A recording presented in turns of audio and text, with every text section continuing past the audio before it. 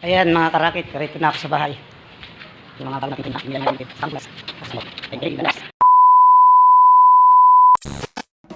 Yo, what's up mga karakit? Ayan for today's video at tayo ay muli na namang pupunta sa palengke para bumili ng ating irarakit o ipapaninda para meron na naman tayong pagkakitaan. At ayan nga, dalawang sakong yan mga karakit ang ating binili at kukunin natin, isakay natin sa ating motorsiklo para tayo ay makauwi na at prepare natin yan dyan at bukas ay ating ititinda mga karakit.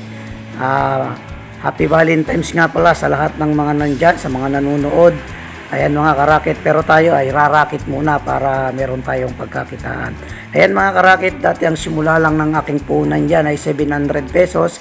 Ngayon po nasa 1,500 na mahigit yung puhunan natin dyan. Huwag sabihin, dumoble na mga karakit yung ating puhunan, na doble na, dumagdag na. Kaya sa susunod na mga araw, padadamihin pa natin yan para mas malaki yung kita. Yan yung mga karakit, yung aking ginagawa para at least magkaroon kayo ng idea kung kayo ay walang trabaho katulad ko at meron kayong maliit na kapital, pwede yan sa inyo. Ayan mga karakit, karito na ako sa bahay. Yung mga bago nating palinta, dumi-dami na ngayon palinta natin. Isang sakong sibuyas at isang sakong bawang. Ayan yung ating ititinda bukas. Ayan lang po muna ang ating video for today mga karakit.